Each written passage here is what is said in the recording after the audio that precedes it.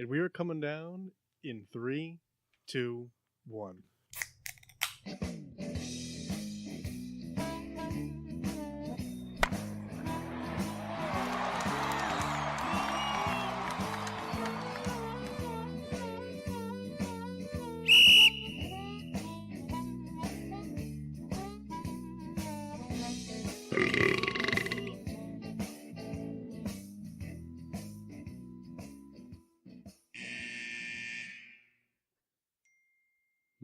Welcome to Getting Sports with Drunk. I'm your hostess, Cupcake the Riddler, and I'm joined by Sheen Washable.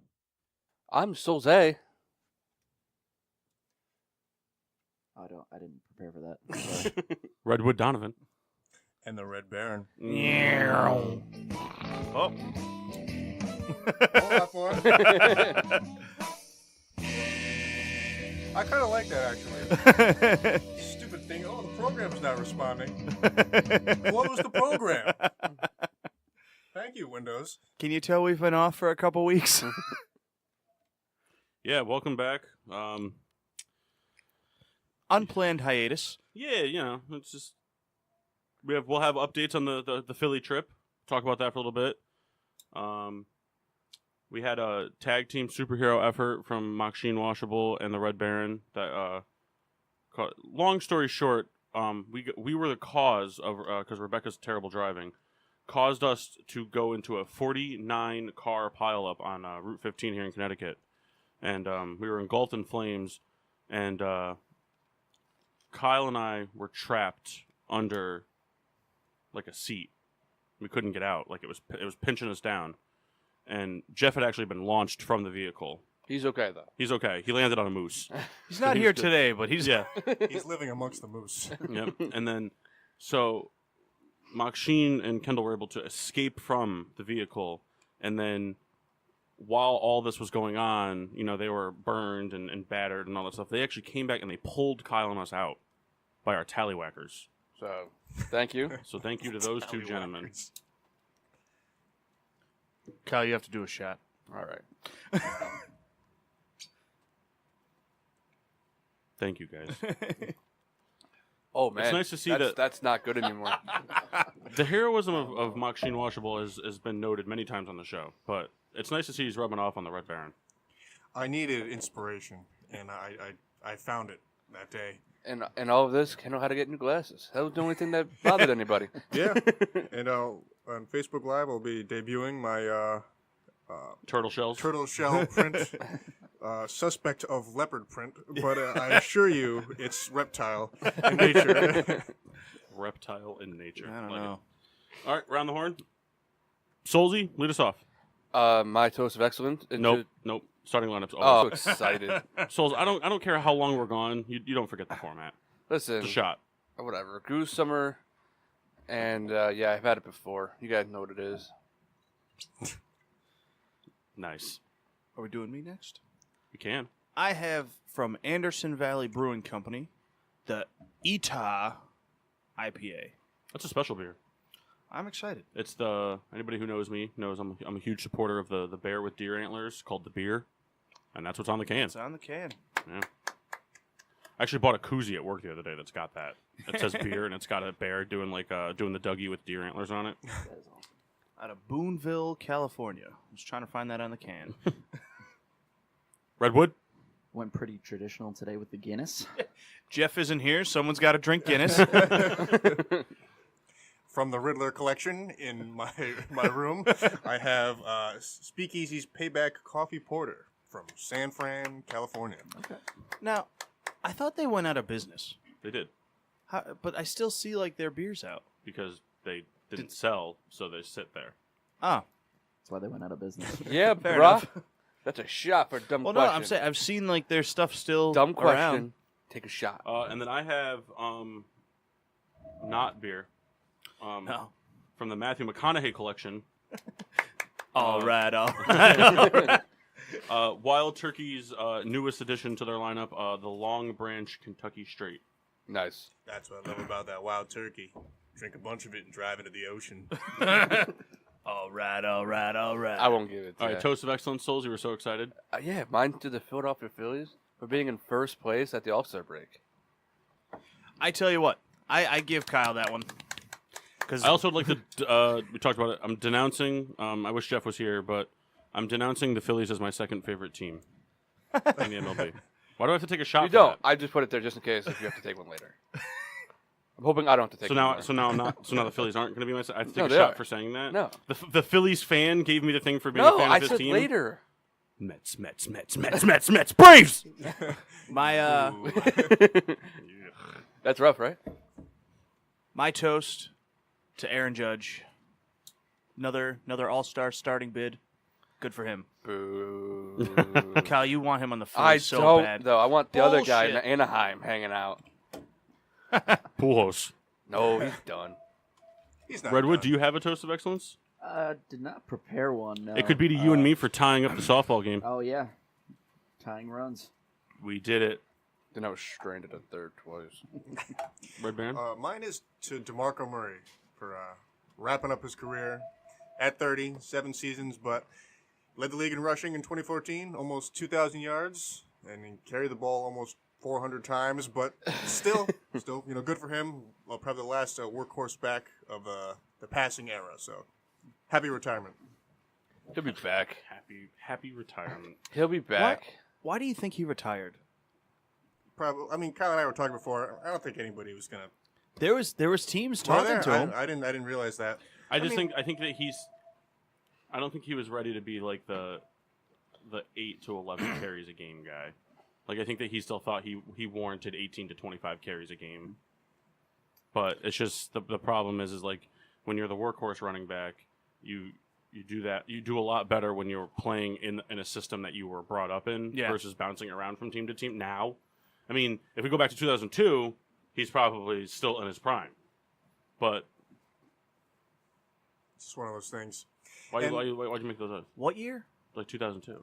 Like if you like I'm saying, transpose like him if into this that was time. 2002. That's why I got confused. I was No, like, yeah, wait a if minute. This was the game. I If this was the I same got you. game. I got you.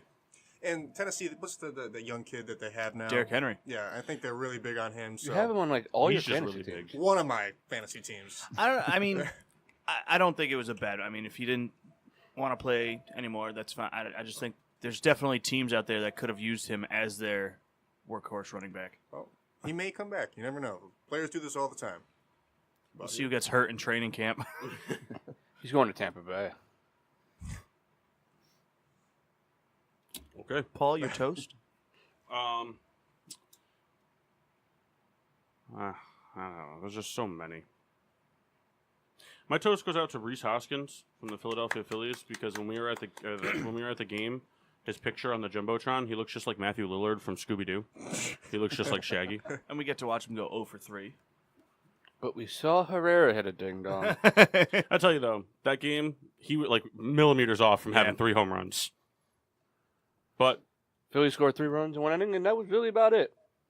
the rest of the game was watching Kyle get aggravated as the other team crawled into it. We saw Philly, Kyle. we saw Vince Velasquez make one hell of a throw left-handed. That was pretty cool. After my guy beamed him. It's like the most hated guy in the locker room. Love him. Such a little man. It's a good game. Really glad I didn't wear the Adam Eaton jersey, though, after that. Remember you were harassed on the streets of Philadelphia? leaving. Because, like, I don't know. I wasn't, like, I don't have any Phillies stuff. So I just wore a baseball jersey. So I wore my Paul Konerko jersey. And I was fine the entire game. I actually got, like, leaving the stadium. Some drunk guy, like, was like, "Are you wearing a Phillies hat and a white? What are you, drunk, you fucking idiot?" And I'm like, Whoa. you're the one yelling at me and then throwing $5 in a homeless saxophone player's suitcase. Like, Just trying to find our Uber, man. yeah, Jesus, Leave us alone. step off, homie. I wish. See, that was the moment in time I should have called out Jeff because Jeff made the hilarious decision to wear what was it, Utley? He was wearing Chase Utley's shirt, Yeah, but underneath Bryce it, he Harper had a shirt Bryce under it. Harper shirt in hopes that Harper hit a home run or something so that he could rip off the Utley shirt. And if I should have called Jeff out on the time. That guy might have come back and fought us. Hey, Kyle, speaking of, how did you know Jeff had that shirt on underneath? Because it's Jeff. You know what? Most times that's not an acceptable answer, Kyle. This time it is. This time it is. Because I did it to him one time. That's We went to very a funny. Knicks-Bucks game, and for some reason I had a Braden Jennings shirt. I had the one of his Knicks shirts and a Braden Jennings shirt underneath. Jen had points that game, so I ripped off the Knicks shirt and wore the Jennings shirt. Had a career day. And then now he's trying to find his way back in the NBA. Big three.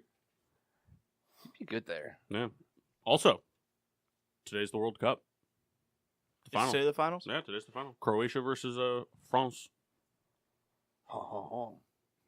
Kyle's people. Why do I have to take a shot for that? I'm technically French. I could do it. Well, hold on. Now you have to do a shot for always arguing with us about not being French I- and then admitting you're French on the No, air. I didn't. I found out 2 years ago that I was French. I was pissed. I wanted to hang. Found on a fortune cookie, right? No. Yes. Not on a fortune cookie. You are French. Oh, Oh my well. God. Lucky numbers 8 and 11. Just only two lucky numbers. So the Philly trip was fun, though. Yeah, it was a good time. Pat, did you enjoy it? Loved it. Loved it The being at work. the ride home was awful. And it was actually good. Kendall wasn't there for you guys. There's some space. Yeah, that part was okay, but It never ended, as it never does. it was the ride home on our trips. I usually don't care for. I fell asleep 3 times. We need a rental car there. Red Sox game. Fly back. Fly back to Bradley, then just the quick hour drive from Bradley. You got to fly from Express Boston flight. to JFK. Layover to Bradley. It's funny too because there's like flights, like people will do stuff like this because it'll end them like closer to home. But like there's people that will like fly from like wherever they're going. They'll have a layover at Midway, and then fly to O'Hare. What's the point of that? I got to get across town Oh, God. super inefficiently. Oh, where are you flying out of? JFK? Where are you landing? LaGuardia. Got to parachute in. I could see Kyle doing that. Kyle, you terrified of flying? You ever flown Yeah, before? I flown. When? I went to Oklahoma City. You guys didn't fly. I went to Vegas. Went to Vegas. They have Lost Willy money. Wonka in About Vegas? that. Yeah. No, they don't. Met Pete Rose. I in also Vegas. played only table roulette, so. All right. Shot trivia. We're back and better than ever. I have shot trivia. Is it football? It is Who football. has the shot for it? He does. So I have to do my own question and take the shot for it? Well, don't you? Won't you do the shot before the question? You're right. That's 2. Also, yeah, it is too. Do we toast? You're also do we wearing order cheetah beer? glasses, so that's... Turtle shell. Do we crack our beers? How does this work? How do we do this show? Look, there's rough starts. All right, yep, all right. Do it, guys. I dove right in. Pat started early again. Oh, You know, I love the studio that we record in. We have it's sound quality is great. It's spacious. It gets a little warm from time to time, but we got all this. But I miss the days of recording in the wood shop because there was never a show where Kendall didn't open up his beer and it just went everywhere. I was actually thinking that was going to happen today. Well, no, you're drinking a porter, sir. If you're foaming a porter up, you're just bad. I was just thinking the bad speakeasy business coming out, Give it a good shake. Bad speakeasy business. Why don't you just tilt that back a little further. Nothing good. So that's what's if the Red Baron doesn't like it. Kind of burns the tongue a little bit. It's like we need to do mouthwash. It's kind of like that thing. It's like killing all the germs. Well, it's good. Yeah. Healthy mouth. And the taste buds. Yeah. All right, let's go. What do you got? Well, earlier this week it was Antonio Brown's 30th birthday. Oh. Nice. So I love these. How old is he? I like. If you can tell me how old he is. In days. All right, so I like doing these yards against each team. I just like it. If you don't like it, then I'm sorry. All right, so his lowest receiving day was against the former San Diego Chargers. Can you guys tell me how many yards he had versus this team? So wait, are you talking against the Chargers altogether or just one particular game? One outing. This is his lowest receiving total ever. Look, Kyle trying to think back. No. Games are cycling through his head. I'm going to go with 33. Pat? I was going to go 17. 24. See, if it's the Antonio Brown that I think it is, 2 receptions for 12 yards, 1 touchdown. His total that day was 45. That's the lowest ever? Wow. Lowest ever was 45. Wow. So How? Well, you know what that's it is? me. I owe the shot, but You know what it how? is? He Keep it- played on a team with like when his first year when he played, like he was like the 17th option. He was also on that streak forever where he averaged the 5 for 50. Yeah, but He was on that streak forever. that was only over the course of like 2.5 yeah, seasons. he was talking about when they had Emmanuel Sanders. when they had Hines, Sanders, Ward. Wallace, Ward, and he's like he played. Yeah, he was I don't think that's true. I'm gonna have to do some research over the week, and if I'm right, all of you have to lick my balls. He looked it up. No. I'll do the shot. You just have to just. I don't Lick my want coin to purse. reveal my source because I have so many good Is it questions. Pro Football Reference? It is. It's actually funny you bring this up because I was looking. Antonio Brown posted a thing on his birthday about Brown versus Jerry Rice before age 30. So games played, it's 114 for Rice, 115 for Brown. Receptions is 549 for Rice to 753 for Brown. Wow. Receiving yards is 9,349 for Rice, 9,910 for Brown. And like so far, you're like, oh my god, like wow, Brown's like really on pace. Touchdowns, Rice 95, Brown 59. Yeah. Pretty remarkable. Yeah. Well, I mean, Jerry Rice was the only person that was like catching touchdowns in that time frame. Like everybody else was just running them in. Yeah. But Imagine if he played now. imagine if Brown played then. It's like the same question. Not really. Yeah, because I don't think receivers were as quick. So, I think if Rice played now, oh my God. Imagine if he played his whole. Imagine he was drafted and retired with Tom Brady. Dan Marino. Well, no, but he's playing now. You can't bring 2 players. Could you imagine if like every player ever played now? Could you imagine if we had 98 teams and we played 7-game elimination knockout brackets? No one for the retires. playoffs? No one retires. You die on the field. I think the NFL should adapt that. I think that the playoff series should start on Sunday and then they end on Saturday, and it's a best of 7. You play every day. Oh my God. They get a lot of That'd injuries. be awesome. Toughen up.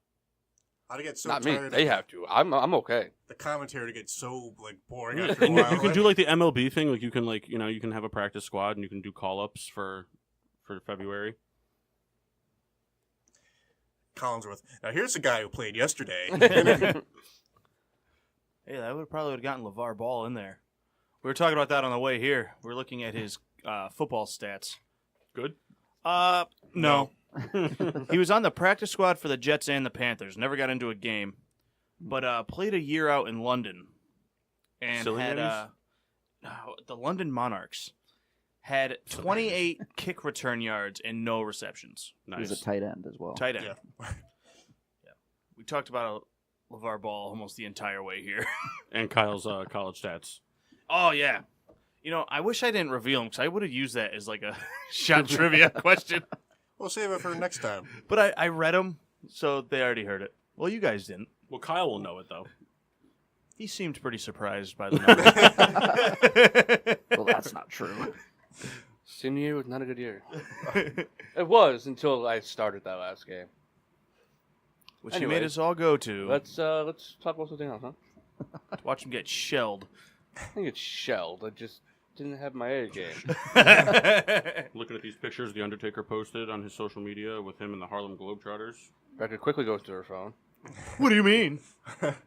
I saw it first. Better save all these to a file. So let's talk free agency, huh? Kyle and I made out this fantastic show idea, and then We disappeared for a couple weeks. I had to go to work that week. yeah, the week before Philly, Kyle decided that Burger King was more important than his friends and his fans, so Doing we that couldn't do today. it then, which would have been ideal. And then then we went to Philly, and then Rebecca caused a 47-car pileup, and here we are. So we could do the free agency show. I think there's like 4 or 5 left. I think all the NFL ones are still available. I think those are the only ones that are left. Yeah, pretty much. All the other ones, they're long gone. Yep. So Closest coming season, no one. And one of them retired, so So yeah, we'll just recap some free agency. Well, the baseball ones are still good. yeah. And baseball, you got trade deadline coming. There's stuff there to discuss. Don't worry, we'll talk about that in the second Yeah. half. So Slow your roll, bro. yeah. Quick in yours. So I mean, we'll start off with the biggest one, Derrick Rose. Yeah, went back to Minnesota. LeBron to the Lakers. we had some pretty disgruntled Lakers fans. Did you guys see the mural that guy did? Some guy made a huge mural on the side of a building, says like the King, and then it says L.A. and it's got LeBron, in the Lakers uniform and everything like that. And people started defacing it. I don't get it. Well, see, here's the thing. It's very interesting because this is kind of like the first time we've seen like one of if not the greatest player of all time jumping ship to go to a team that also has one of if not the greatest players of all time. Kobe was a Laker his whole career. Jordan was a Bull for his whole career, minus his stint with the thing with the Wizards. But he was good for them. Nope. But like, it's a different time now where players jump around, and so I think it's good for the Lakers. I think it was good for the Lakers until Boogie decided to sign with the Warriors. The Warriors were just like, oh, they got LeBron. Shit. Let's go give DeMarcus a little bit of money. A little bit of money? God, they might as well have given him the league minimum. 1 year, $5 million. He was just like, I'm getting the ring now, and then I'm going for the max contract. Yeah. He's like, I'm going to go back to Sacramento, and he'll be booed. He'd be booed if that happened. He's going to go to the Knicks. He might. And then he'll slowly become the worst center ever. But do you think it's a good fit for LeBron? Yeah. I think I didn't like it at first, but I knew I would like it at the end because I knew that LeBron going there would influence other people to come in. And now I think that they could potentially be the best defensive team next year. I just don't like the other move that they made. You don't like Lance? Doesn't make any sense. Why? Because you're trying to make this team young around LeBron. So you're adding old-ass guys that are basically washed up. Lance But they're role players and mentors. I don't think Lance has had anything good anymore. He's very good defensively. He's gonna blow in his ear all practice. He's very good defensively. That too. He's like that Dennis Rodman type player who just like gets in your head and he just fucks with you the whole game and he causes you to like get off your game. He's very good defensively.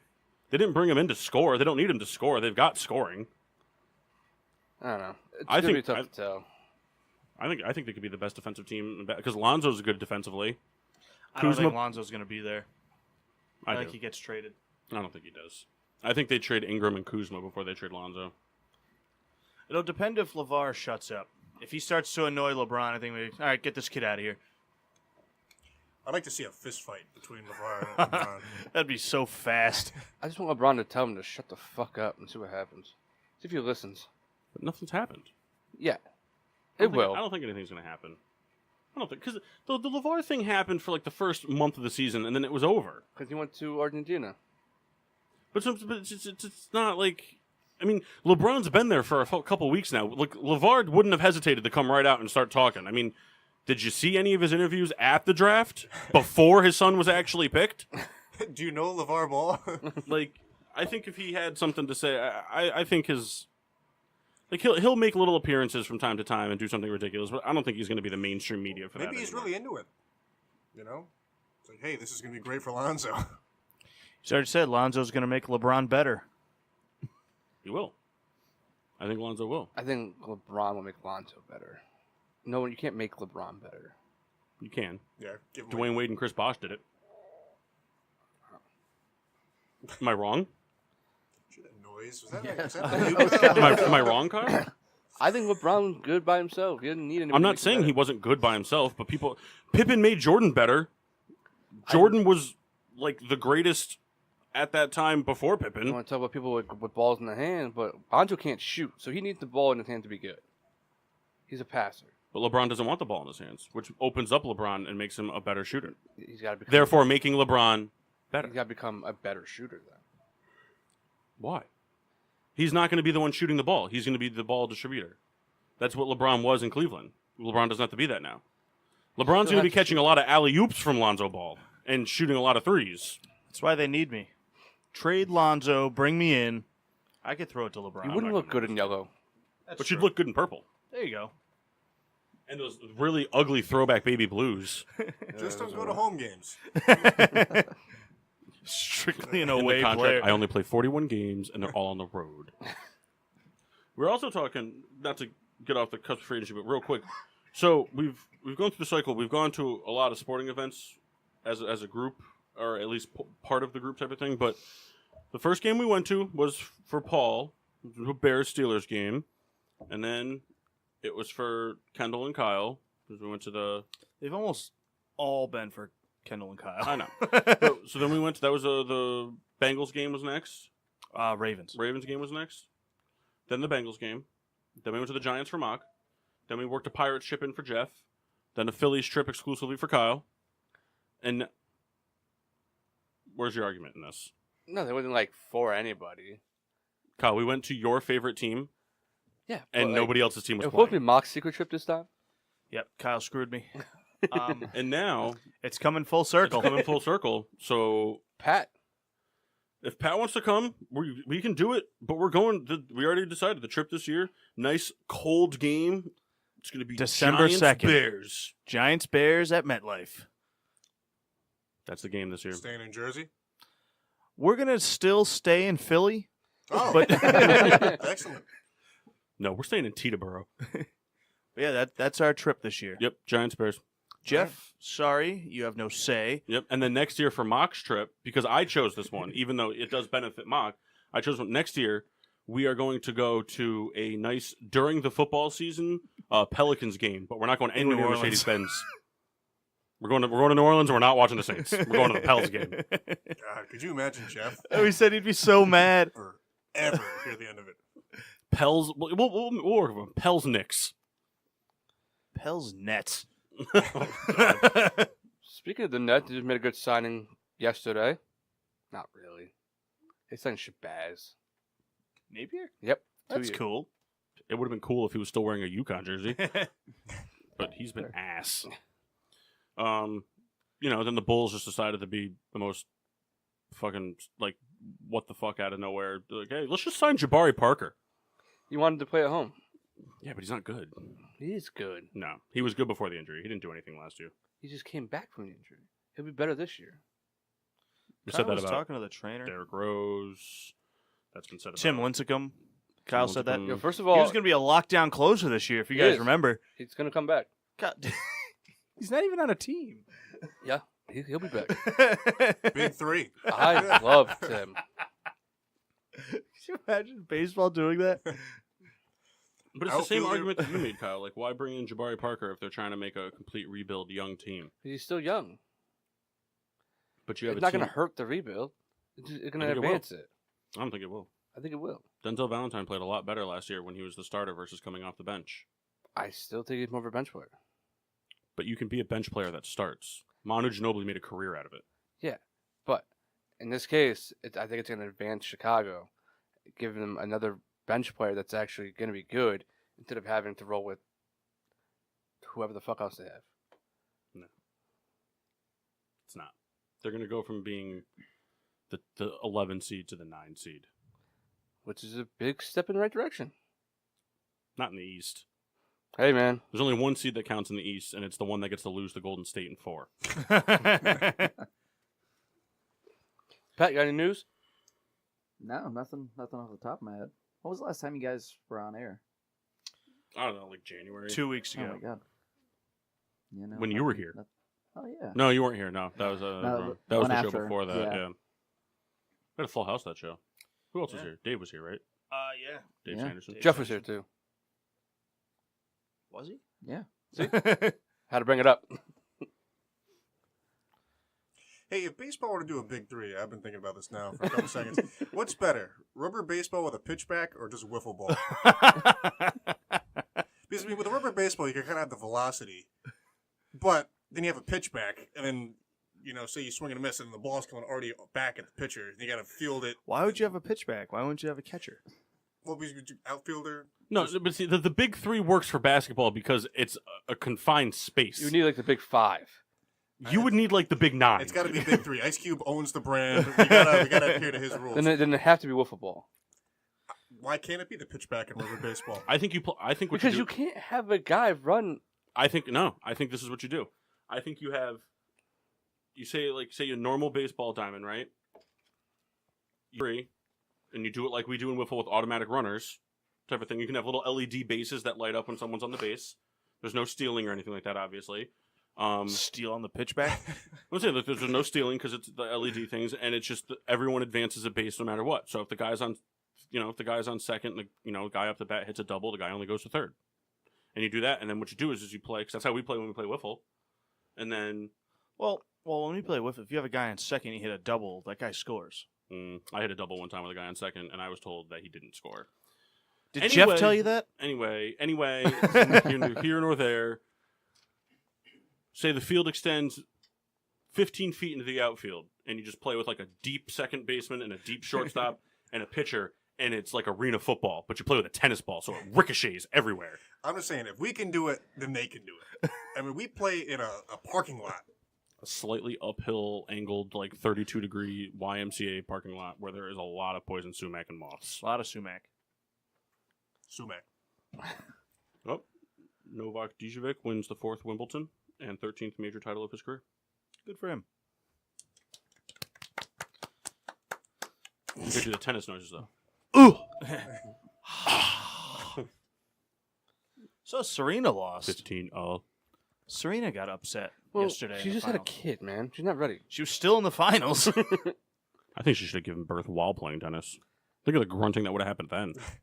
Probably be the She's same. had a lot of kids during those. That's not the first time I've heard that headline. Serena Williams gives birth 10 minutes later, plays in Wimbledon. That'd be interesting. What do you think the most interesting sport would be to give birth while doing? I was gonna go hockey. Volleyball. I think tennis. Diving. If timed properly. It's like a home birth in a lot of ways, except chlorine. Diving. That's mine. Diving, or we create a whole new version of curling where someone skates, gives birth, and then you sweep the ice. Cross So, country I skiing. have a question that I just thought of because we mentioned Serena. If we, and I want to kind of direct it at Kyle. Okay. No, it's nothing bad. It's nothing bad. If you were to name, say, the top 5 sports figures of our lifetime, is Serena in there? Probably. And what do you mean by sports figures? Sports figures. So like in terms of like sport, like culture, or are you talking about just like the 5 greatest athletes of all, like our generation in reference to their sport? Like, are you talking like that? I mean, I was kind of meaning both, I guess. Okay, all right. So yeah, I think Serena would be. I think she's in there without a doubt. Same with Tiger Woods. Yeah. Phelps, Yeah. LeBron. Yeah. Trout. No. Will be. Derek Jeter. Yeah. Kyle was trying to make the argument with me the other day that if Trout retired like now, he's already in the Hall of Fame. And I said, no. He's all the accolades, man. Kyle, but he's only played, 5 seasons? What And he's been hurt in every single one except this year? 2 MVPs. That's fine. So your argument against Terrell Davis is the same thing. First of all, way different. Why? And Trout had better numbers than Terrell Davis did. How? All right, anyway, we're getting way off track. But All right? how, Kyle? Kendall, could you go on allsportsreference.com and find out Terrell Davis' batting I'll average be in terms of right yards? there. Do you want big 3 numbers? Or? Speaking of arguments that we'd like to direct towards Kyle, Maksheen and I were at Sol's Jankowski family party yesterday, and we got to hear his cousin Chris and his uncle Vinny have the most Kyle argument ever. And the argument was the Yankees would be 10 games in first if they were playing in the NL East. No, that was Chris and your dad. Oh, was it? It was just, like all of a sudden you just hear Chris just show. Yeah, but the Yankees would be 10 games in first if they were in the NL East. It's like, what kind of argument is this? Then you hear your dad. Well, they're not. Which is true, I But guess. it's just, I could just hear you having that Well, argument my with dad made a Chris. good comment. The NL is more balanced than the AL. Because the AL has 6 teams that are really only fighting for the playoff. While the NL has about 9 or 10 that are all fighting for that second wild card spot. Does that just mean they're all equally worse? No, I think so. I mean, what do you mean? because Texas is really bad. Baltimore is really bad. Kansas City, Kansas City, Chicago. the whole AL Central besides Cleveland sucks. Well, that's been that way for years. That's not true. Minnesota was good for last year. a year. Okay, but they were good. For a year. Detroit was always solid for a while. Detroit hasn't been good in a few years now. Yeah, that's not what I'm saying. If you want to go, How if you wanna far back do you balance- wanna go? If you're balancing it out, 96. I don't know about you, but I remember looking at the standings in 1974, and they were all within 10 games of each other if you want to balance it out, the NL is more after balanced the than first the 10 AL. games of the season. Okay, Yeah. but The AL have worse teams than the NL. okay, So what do you? All I'm hearing is do away with the DH. I think they should. The pitcher should hit. I think, but I mean, what's the point you're trying to make? The point what I'm trying to make is that I don't. If the Yankees were in the NL, they had more competition. Mock, you're the real MVP, by the way. Why? Just looked at this thing that says your birthday month is your Extreme Rules weapon. I know we're not trying to work WWE into this too much, but Do I get the kendo stick? No, you got the ring bell. Oh yes, best weapon ever. Yeah, Kendall got a stop sign. Underutilized, not really mentioned a lot. You know, Mock. kind Mock got of. that. What is that? The irony there is good. No, that was Don't let her WWE posted one. There's a different one that somebody else posted. Mick Foley. You got the kendo stick. Pat, He pointed to Kyle. you're in September, right? Oh, you're good. You got the ladder. Take it. Jeff also got the kendo stick. What are you? February. Oh, It says you don't get to play. you got the fish. The fish. On the WWE one, you got the ladder, but in the one I was looking at, you got the ever so elusive trash can.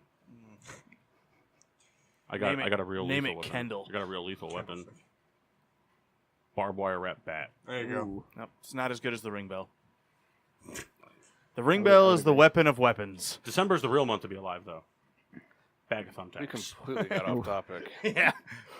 Kyle, this show doesn't have a topic right now. We started talking about NBA free agency, and now we're arguing about like. Well, I'm trying how to bring it terrible back you to are. If you think about it, though, Kyle, like the AL versus NL thing, it's always been that way. It's It's like always that, been that but way. it's like that in every sport. There, very few times has the league been pretty much split between the two conferences where it's been very competitive on both sides of it. I mean, for a pretty decent chunk of time, the AFC was a joke compared to the NFC. The NFC, you always had the Lions and the Packers fighting it out for. There was the stint where the Bears were really good. Like the NFC North was always competitive.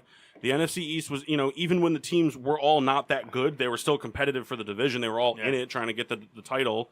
And then you go to the AFC. The Steelers and the Ravens were like the only two teams that rivaled out for the division ever. And it didn't matter because you knew one of them was getting the wild. Like they were getting the wild card. The Patriots have been running away with that division since Tom Brady came in. They're, even when he didn't play, they pretty much almost just dominated the division. I think that was the year the Jets won it, right? Yeah. And then, great. But, I mean, like, for a while, it was like the Chargers were winning the division, then the Broncos were winning the division. Like that's only recently become competitive, that division. That's been a joke. And the South is kind of like the same thing. It's just, until last year, it's just kind of been the case of who's the least bad. On this season. The Colts without Peyton Manning, it's just a shame down there. Colts without Andrew Luck. No. The Injury. Colts with Andrew Luck could very easily win that division could win it at 9-7. Yeah.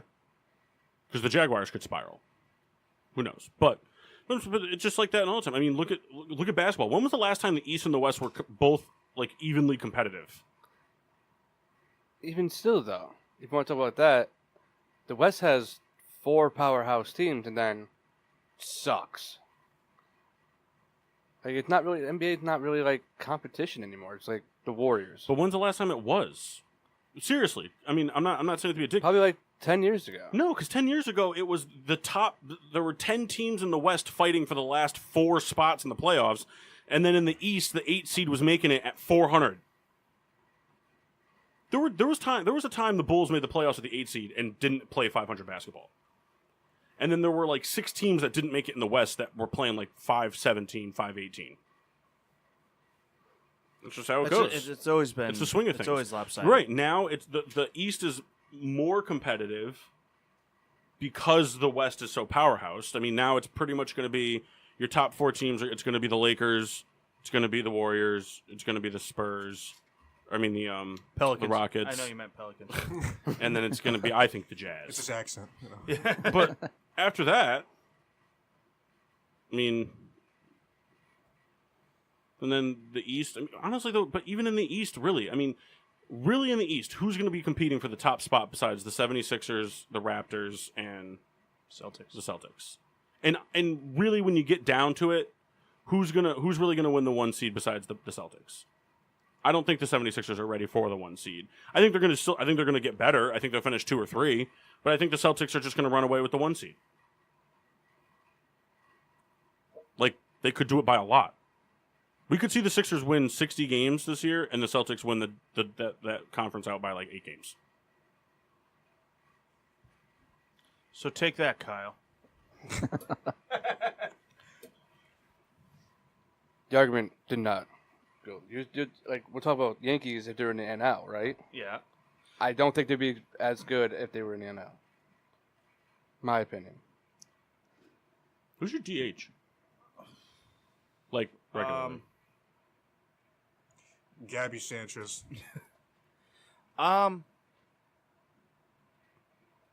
They don't have a permanent DH. That's what I mean. It kind of rotates. Oh, all right, well then forget that. Forget it. Yeah. Dick. Talking to you, Pat. Oh, we getting No, Machado, by sorry. the way. Guaranteed now. Why? Because it's between them and the Brewers, so. Oh, really? And we have more prospects than the Brewers. Unless the Brewers are willing to give up their top prospect, but I don't think they are. So all right. Imagine like we just see Kyle tomorrow. He's like crying. And but like What the- happened? I think we got Machado. What'd you guys get rid of? Nola. if the Phillies do trade for Machado, I think they're the only team that could keep him. Why? I don't think the Brewers have the money to keep him. But he can go anywhere. He's The gonna be a Phillies have free the agent. money to spend for him. No, I understand. I'm not saying he won't re-sign there, but the same thing. Like we were talking about, like if he got traded to the Yankees, the only way I would have liked it is if he re-signed. If the Phillies give away these prospects to bring him in, what's the point if he doesn't stay? Playoffs. So just making the playoffs is Listen, enough. I agree, but like it's something that they're willing to risk. All right. I don't know. We'll save it for the next hour. Are you surprised that Marcus Smart and Clint Capella haven't been made offers yet? Smart, yes. Capella, no. Why? Because Capella, the Rockets are trying not to spend money on him, and whatever offer other teams make to him, they can match it. So the Rockets are just taking their time. And I'm not talking about the Rockets. I'm talking about other teams. No, making that's what I'm offers saying. for Like, I Capella. don't think other teams know that they're going to match the offer. So they're like, what's the point? I mean, there's teams that have money to spend that can just wrap him up on a 2-year deal for a lot of money, and the Rockets won't be able to do it. You're surprised Dwayne Wade hasn't been offered anything? I think he's going to retire. You really think so? Why? I don't know. It's just at the end of his career. He's not the same Dwayne Wade. Well, no, but I think he wants to play with LeBron one more time. Send him out So- to send LA. him You beat me LA. to it. Send him to LA. He'll play half a season there. I think if he plays, he's only going to play for Miami. Like, and it's like if you're Miami, you're going to keep him. Like, do you want to bring him back just to be a bench player? Well, it depends. I mean, is Dwayne Wade, and I think he would Dwayne Wade be willing to take the veteran minimum? If so, then yeah, I would want him back as a bench player. Do you think he's willing to take the better minimum while coming off the bench? I do. Dwayne Wade has never been a selfish player. I mean, look at Dwayne Wade. Dwayne Wade was open arm. I mean, granted, he didn't have the choice because he was still a young player, but Dwayne Wade was open arms about bringing Shaq to Miami because it would help him. It would help the team. And Shaq probably is one of the biggest. I mean, other than Dwayne Wade's own talent and work ethic, but outside of Dwayne Wade, Shaq's probably the biggest reason Dwayne Wade is the player he was. It gave him the ability to do that type of thing. And then he was arms wide open for bringing LeBron and Bosh in. Like, Dwayne Wade went to, I mean, yes, he got a huge deal, but Dwayne Wade went to go play for the Bulls, and he knew that they weren't going to be the team that was going to be granted it was disappointing the season that they had, but he knew they weren't going to be the 2-3 seed. I mean, Dwayne Wade's never really been that selfish player. And, as much as he will always love the Bulls and from Chicago, I mean, you see it all the time. Miami is going to be his second home forever. Plus, it's not like he needs to make money, I know. Gabby makes plenty. I just don't think. I don't know what what he really wants to do, obviously. But just like, Oh, you missed that meeting? yeah, I I don't know. He's in Philadelphia. It's a tough spot for him, I believe. think he'll play if the right thing comes. Like, I don't think he may search out a contract, but if the right situation presents itself, I think he would play. Another fun thing to talk about is, all these huge deals we see. Because what was LeBron, like 140 for 4 years or something like that, right? And then like Something like that. Jokic signed like 150 for a 5-year extension, which fantastic move by the Nuggets and Jokic to do that. I love the other move that they made. You can elaborate. You can say I also like that they signed. Well, I didn't but, want to interrupt you. Kyle, you make a living off interrupting people. I think the Isaiah Thomas is very underrated for them. They got him for the league minimum, That guy was an MVP candidate like 2 years ago. and the Nuggets brought him in for nothing. Jabari Parker's making 10 times the amount of money that him and Derrick Rose are making. And if he's okay with coming off the bench, He doesn't really have a choice at this point. that team can be very lethal. They have scoring. They're very, I don't know, they're not really good defensively. They traded their best defender to the Nets. Do you think Paul George re-signing with the Thunder was as big of a surprise as the NBA made it out to be? No, I think he loved it there. I think he enjoyed his time in Oklahoma City with Russell Westbrook, and they just fucking hate Carmelo Anthony. That was just stupid that they did it. And here's the thing: I don't blame Melo for that performance. The year that he had. That's not the team that at this stage Nuggets Melo would have been thriving off of a team like that. But the Melo that he is, that's not the Melo that you want with that. Him type going of to team. Houston's a good fit. Yeah, very much so. A place where you can just shoot. Yeah. Or him going to Chicago would be good. Like that'd be a good team for him. Like not now with Jabari LA Parker. would not be good for him. No, but that's what I'm saying. Like a team like a team that they don't need him to Do anything drive else. and score. I mean, we were talking about it. He's the only player in NBA history to score over 50 points without ever scoring a point in the paint. Like, who does that? Even Steph Curry drives. Even the Pelicans made a good move with Julius Randle. Pels. He's gonna make Anthony Davis the 5, Randle to 4. I mean, he's not a stretch 4, but Anthony Davis can do whatever the fuck he wants, so not like it matters. Yeah. I mean, it's not DeMarcus Cousins, but it's a good backup for DeMarcus Cousins. But I think we're seeing a whole new. We talked about all this, like these huge contracts that these NBA players are getting, because like there's pretty much no such thing as a salary cap in the NBA anymore. Is there anything? There is a salary cap, but it's just so high. Because the Doesn't thing too is like people don't realize is like it's such an issue in like baseball and football. Like salary cap issues are huge in football because you're trying to put together 43 people on a team, 53 people on a team. In basketball, you got 12, maybe. Oh yeah, that's true. So I mean, if your salary cap is, even if it's just $100 million, that's still a lot of money per person. Yeah. I mean, even the people that aren't going to play are going to make money.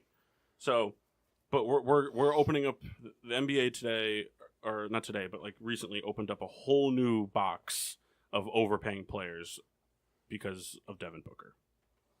That guy, what he signed was like 150 something million on his rookie contract extension.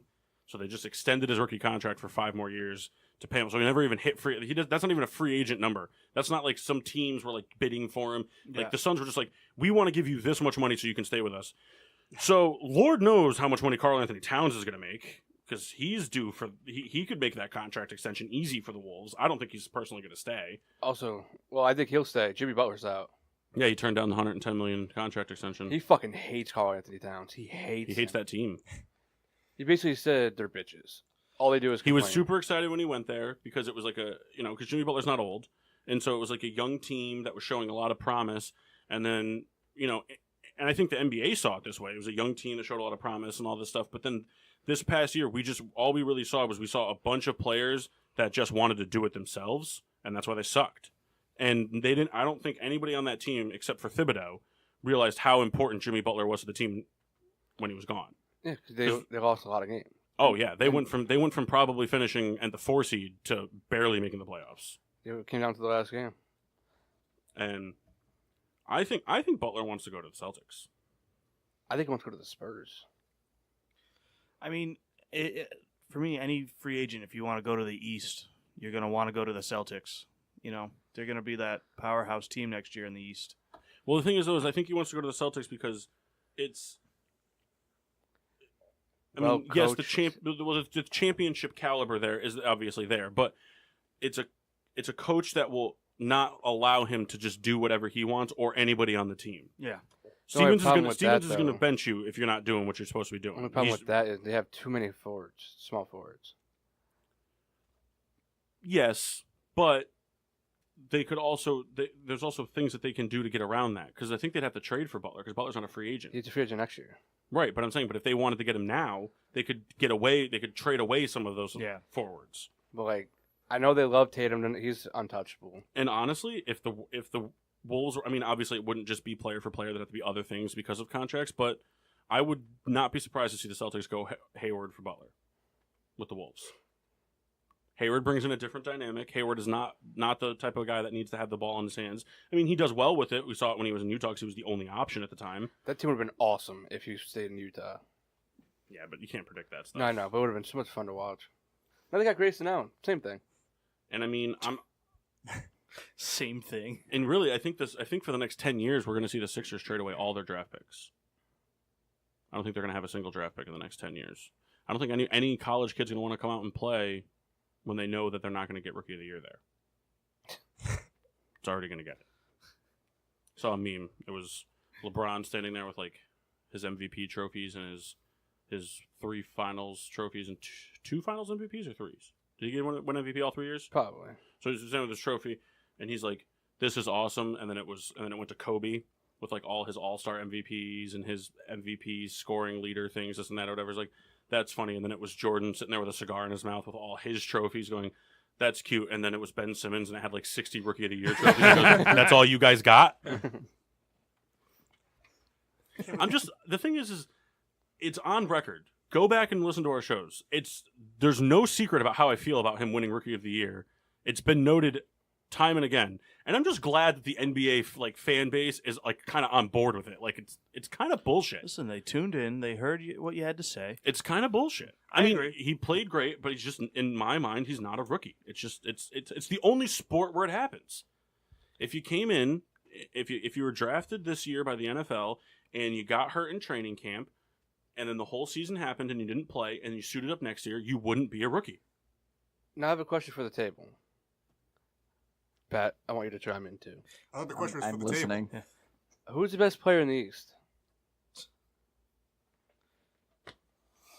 Quick change of subject. No. No. Like, Kyrie, why? I knew he was going to say that. because he's the most notable player making. Because it's the only player he could think of. You're dumb. It's the only player he could think of without There's saying one a player in the 76er. league there's one player in the East that's the best player. Okay, then tell me, Kyle. Giannis. I don't think so. Left the Great mask in the defense, car. great defensive player, but I mean Kyrie. Think of that Game 5. Celtics don't need Kyrie. Well, he's there. You're right. Obviously, they need him. He's there. Giannis is a game changer. Well, hold on. You can't use that as your argument because So- Kyrie's a game changer. It's basically just throwing around jargon. He's the real deal. He's the artifact. Here's a I guy. mean, We're gonna see a big jump in Giannis this year. well, Probably putting I up mean, like more 30, than dunking from the free throw line in a game. Probably gonna put up 30 points a game this year. All right, we'll see. I think 31 out of Kyrie. Well, you're wrong on that. Anyways, 31. Rest my case. I don't know. I think Giannis kind of hit his ceiling. He's very good. Don't get me wrong, but I mean, I don't know how much more he can do on his own. Well, I want to hear what Redwood has to say. I'm going to side with Kendall on this one. So, are you also saying Kyrie? I'm also saying Kyrie. Okay. And you're saying Kyrie as well? Yes. And you're saying Giannis? yes. I'm just not going to pick. I don't have to. I'm the host. I hate when Paul does this. Then change your name on the business cards to host, and you can be the one doing it. Right now, I say Kyrie. If we have this discussion at the end of the season, I say Giannis. I do think Giannis has not hit his ceiling. Not even close. Giannis is going to be lights out. But the reason I say Kyrie right now is because his game is just, it's more complete than Giannis's. And the only reason, Go ahead. if Giannis can develop a 30% clip from beyond the arc, he'll be the best player in the game. Not even the East. If Giannis can hit 25 to 30% of his 3-point attempts, he will be better than LeBron James. And I will stick that argument out through and through. He might not have the accolades at the end of the career that LeBron has. He might not win any championships, but as a player, he'll be there. And the reason I say that is it's funny that you brought that up because there was someone posted an article. We'll hit this off before we go to the break. If every player in the NBA could shoot threes like Steph Curry, who would be the greatest player in the NBA?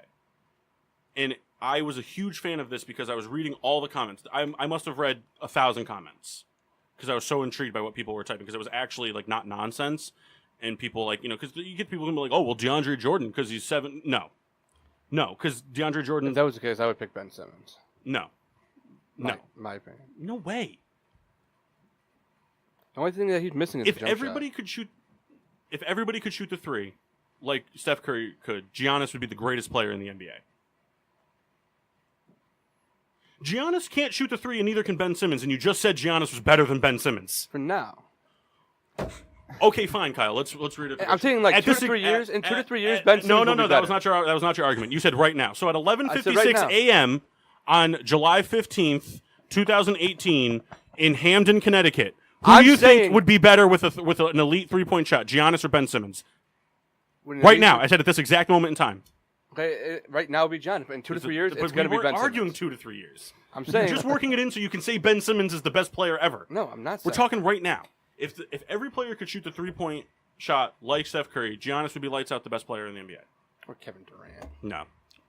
Giannis would be better. Giannis is way more athletic than Kevin Durant, and honestly, Giannis can create his own shot driving the lane way better than Kevin Durant can. Kevin Durant, in my opinion, the only thing Kevin Durant has on Giannis right now is a 3-point shot. And the mid-range game. I think they're equally defensive, but Giannis is just faster and has a longer reach. So, when you're the same caliber but you're bigger, it bumps you up a notch. So I'll just say Chris Middleton. Get over it. Who do you say? Anthony Davis? Randall? What was the question? If everybody in the NBA had a shot like Steph Curry's, who would be the best player in the NBA? Anthony Davis is a legitimate argument. Yeah. He is. He's a very legitimate argument. The Davis. only reason I say Giannis over everybody else is because Davis has a 3-point shot. Giannis does not have a 3-point shot. Grayson Allen. That's really the only thing that Giannis is missing. Kettle? I mean, it's Ish Smith. I mean, I'm sorry. I think. I posted a serious question. Oh, no, All you guys. Nope. We'll be back after the Wait, break. wait. We're going to be talking. Nope. Shut your whore mouth, Deborah. Riddler's rankings. Yeah, I didn't get there yet. We'll be back after the break, recapping first half of some MLB season. The All-Star break's coming up. We'll talk home run derby. Shaggy's in it. Redwood is going to give his thoughts on the top 5 wide receivers in the NFL. And Do that. we're going to do a Riddler's rankings. I don't know who's picking the topic. Somebody.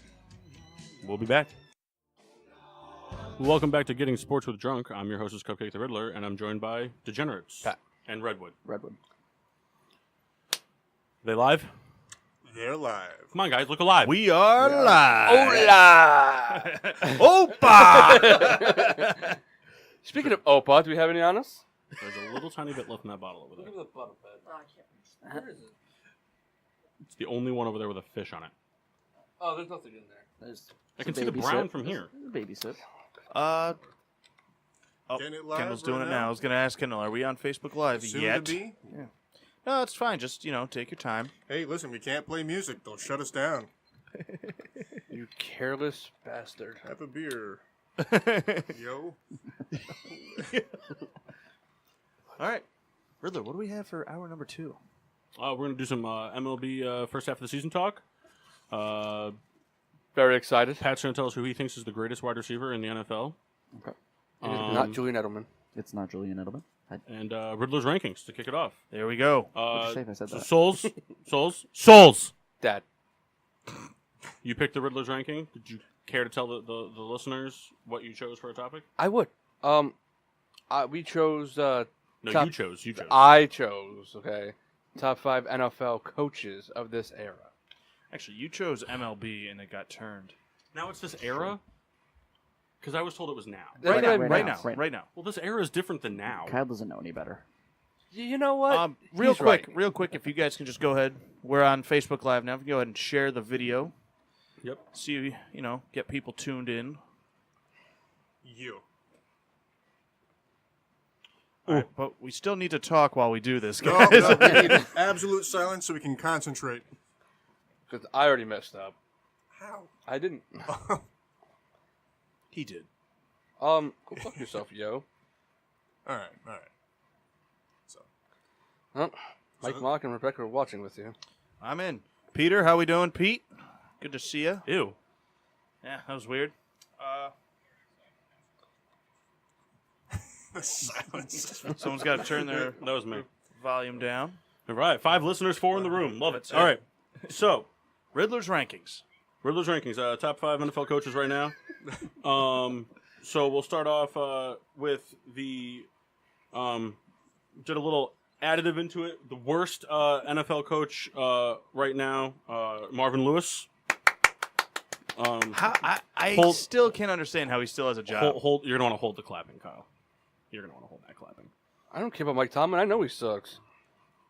Yep, we'll go with that. Now, did you rank from? I did. All right. I ranked from 32 to 1. I didn't do that. That would be a That lot would of have been work. very impressive. Well, it's not that it would be a lot of work. It's just that it would be stupid to do because there's so many coaches that have a 0-0 record. So we're going to start off with some honorable mentions. Honorable mention number 1, Gruden. Which one? John. Fuck Jay. John Gruden was a good coach. I didn't put him on the list just because it's been a little while, and I personally think that the Raiders just aren't going to be a good team. I think it's not him. I just think it's just not going to work. I just don't think it's worked yet, and I don't think it's going to work. Oh, Vegas will work. I also, now, he didn't make the list because more recently so than before, but because there's nobody in the NFL that makes more questionable coaching calls, and he's like 50-50 on them for a career, as Andy Reid. And the only reason he didn't make the list is because the ones he doesn't make usually cost them the game. But he's still a great head coach. He's a great head coach. He just has this terrible habit of he'll start the season taking chances, looks great, and then just stops doing it. Yeah. So, but that's why. And then I also put for mine as well. I put Sean McVay as an honorable mention. I know he doesn't have a lot under his belt, but Great first season. He took it. Yeah, he probably transformed the team. He probably had the best turnaround of an NFL team ever. And then I know the record won't 500 football, but I personally think Adam Gase is a very good head coach, Dolphins head coach. He just doesn't have anything to work with, absolutely nothing. I mean, McVay didn't have a whole lot to work with, but at least there was talent in young guys there and an already established defense. Gase has nothing going on, nothing except for what would have been Kyle's favorite quarterback of all time, Tannehill. I'm laughing. I'm looking at our Facebook thing.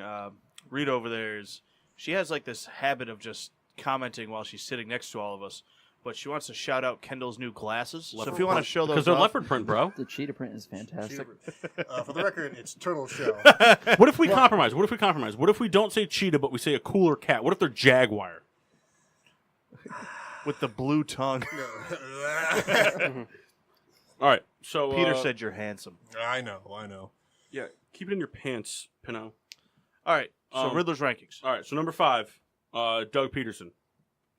Granted, yes, doesn't have a whole lot of coaching under his belt, and I understand that Nick Foles was once a very good starter, but it doesn't matter. You lose your star quarterback, probably would have been the MVP of the league. You bring in the backup, and you go all the way to the Super Bowl and win it. Yeah. That's a lot to do with the coaching. Yes, the talent's there at the quarterback position, but they also didn't have the greatest receiving core. They didn't have the greatest run game, all that stuff, so... Did Kyle's grinder page get shut down? Why is he so mad? That's very funny. Did it? He says yes. Number 4, I put Sean Payton. Led the team to a Super Bowl. Granted, he did have a very big black mark on his record. But he has found a way to keep players motivated, and he, I think, is responsible a big part for the receiving core always being solid, even when there isn't really like a big name guy going into it. The reason he's low on my list is because I personally feel like Drew Brees. Because how many games have we seen? And if Jeff was here, I think he would agree. How many games have we seen that the Saints have won because they scored more points? But so Drew Brees is a lot What's of going it. on, Ryan? Number 3, the reason I asked for applause is to be held. Harborough. I think he's a great NFL coach. Talking about Jim? I think Actually, he was. Yeah, I think John Harborough is a really good NFL head coach. I think he's fantastic. I just think that it's the opposite of what we always talk about. You talk about players that make their coaches look good. He's got players that tend to make him look bad. Yep. Inconsistency in Flacco, defenses that don't always show up. I mean, when they do, it looks great, but when Harborough's out there and they're making the calls that he has to make that come from him, the plays that he draws up, they work out in their favor and ends up doing good things. You know, the signings that he makes, they usually come in to do something to make an impact. I mean, they signed grave-robbing Steve Smith, and he played well for them. And I'm not saying that it was only him, but I think that Harborough's a good coach. I really do. I agree. I think he's a very good head coach. And even if it's just for the play call, to hold the punt in the end zone and take the safety in the Super Bowl to shave off the time. Even if it's just that call. That call is why Pete Carroll's not on this list for Super Bowl calls like those. And because Pete Carroll can rot in a grave and die in a hole. Because fuck him. Reggie Bush deserves his Heisman. Number 2. Souls. Number 2, Mike McCarthy. His record speaks for himself. Always a Super Bowl threat team. Recently kind of been plagued by, Injury. Aaron Rodgers injuries. He's seen 2 big injuries from him in the past, 4 years. But the defense isn't what it used to be, but he's still going out there and he's still making good play calls. He's doing the right thing. His team's always in contention. Like they could have finished 2-14 last year and people still would have been like the Packers are the favorite in the NFC North. That's as long as he's at the helm, they're good. Number 1, Bill Belichick. Yeah. Bill Belichick it's the same thing with, like we talked about, having Brady helps Belichick, having Belichick helps Brady. But Belichick's not the one out there throwing the passes and winning the Super Bowl on the plays, and Brady's not the one putting together a no-name group of defensive players to be a top 5 defense year in and year out, and an offensive line that has been completely unstoppable for over a decade. The big difference that I think sets Belichick apart is that he's also the GM. He's in there. He makes the decisions on every personnel on that Well, the team. thing, too, is Belichick's not afraid to make the call. I mean, we saw the biggest examples. You saw Jonas Gray go out there and have not just a good day, like a 200 plus, career 200 plus. a career day by any running back in NFL history. Yeah. And then benched because he missed practice. Didn't they cut him? Well, they Later. benched him and they Eventually, cut him yeah. later. Oh. But he's you fumble the football on a crucial 3rd down that you You're needed out. to pick up. You're done. Yeah. He's not afraid to make that call, and very rarely, the only time that he's ever made a really wow, why the fuck is he doing this call was when he chose to Defer. kick off in the overtime and they came down and scored. But because it was Belichick, it didn't matter. If it had worked, it's like the Pete Carroll thing. If that passing play would have worked, it'd be a completely different story. But Pete Carroll sucks. Well, great Riddler's rankings. Thank you. I agree with Pete Carroll. France scored. It's 4-1. 4-1. Thanks, Peter. Oof. So what did we want to talk about? MLB now? Sure. Oh, we got Pat. We have Pat Hinder. Yes. Hi, Pat. Shout out Hi. to Ryan Roberts for listening. Thank you. Thank you. Pat, what do you think of the MLB season so far? So far, so good. I'm thoroughly. That was beautiful. Like the underneath. It's nice to have that Yankees Red Sox rivalry back. Personally, Yeah, I agree. Peter's watching twice, by the way. We got Well, Peter M. Pinot and Peter Pinot. Well, this Sorry. is the account in impressive. Facebook jail. I wonder if they let him out. Oh, he's free. He's free. I'm curious about what devices. Get the desktop going. It's weird though. I like what you're saying. Like the Yankees Red Sox thing, it's nice to have it back, but I feel like, at least for right now, it's nice to have it back in terms of standing rivalry. But I feel like the actual rivalry is not back yet. Like the physical, like, because I mean I know baseball, it's not like basketball and football. Or like when the Steelers and the Ravens go at it, it's very easy to have a fist fight happen because it's a contact sport and you're in each other's face. The same thing with basketball; it's contact. Like baseball's not like that. But Right. We saw it in their first series this year. Yeah, there was a brawl this. They fought in the this year. first series. yeah, but I just feel like I haven't seen the fire since. I I feel like I would agree. I feel like right now it's a standings rivalry. well, you know what I it think is, that too? if this can stay, if we can have Red Sox Yankees dueling it out at the top of the standings for a couple more years, I feel like we'll get back to that The- 2004. Yeah. But the type difference, it's a different type of rivalry because they don't have the same personalities. Like Manny Ramirez isn't there, Pedro isn't there. That's what I'm saying. So it's just. But I think with years, that's what I'm saying. If, say we get another year or two of this standings rivalry going on, It'll then develop. you see personalities like that come out because they see each other so much. Yeah. And there's a good chance they can see each other in the playoffs if they keep up this thing going on. So that's I mean, because the Manny Ramirez thing didn't just happen the first time they played. It's like, fuck those guys. Like, Well, no, but Manny was always that like just super like over the top like cocky type player, and Yeah, Pedro was too. hold on, sorry. Shout out to Sarah Mock, a different spelling of Mock, but I've never seen anybody else like with. That's amazing. Maxine Washable's last name is Mock. Just it's MACH. Yep. But like, You you stole know, her name. nope. Pedro and Manny were both like these big Potheads. time personalities, you know, and not to say the Red Sox don't or either team. I shouldn't just say the Red Sox, but those guys aren't there. Like if you look at the superstars on the teams now, like between like Mookie Betts and say Aaron Judge, they're both like humble players that are just For out now. there playing. For now. But that's just how they are. Manny now. and Pedro were never that way. Yeah, Robbie Gould wasn't that way, and he freaking punched B.J. Raji in the face. The kicker punched a 385-pound defensive lineman in the face. It happens. I'm just like you'll never see a physical like super physical rivalry because it's baseball. But I mean, I'm just saying I think given the like I said rivalry standing over time, I think that will kind of come out. I want to see Judge throw hands. I think he will. He will. Oh, I think so in his career. Yeah. Against the Red Sox, especially if they happen. can keep this going up. Oh, yeah. It's I could funny see that happen. because like when it broke out early in the season with Tyler Austin and Joe Kelly, Judge came in and you saw people kind of like, whoa, we should go to this side of the pile. That guy's really big. Cleared a path. I want to see Stanton and JD go at it. I tell you, I was really hoping that guy was going to be another Red Sox bust, and he is not. Nope. He is killing it. He's having a great season.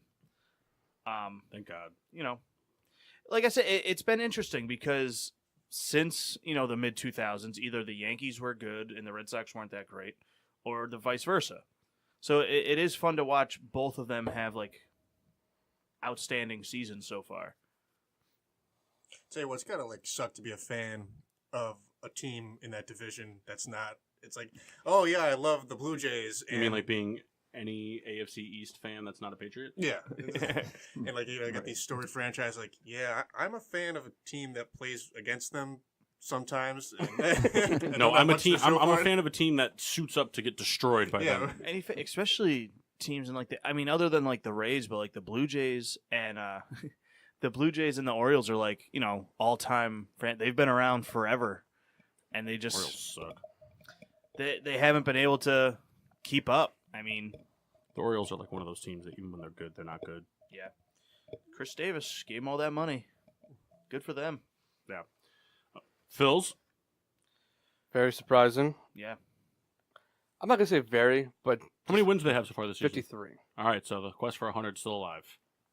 Quest for They 100. they still can lose 100 games. Oh my! Could you imagine if they lost 100 games? Lose out. I just know I'm gonna be right. They're winning 80.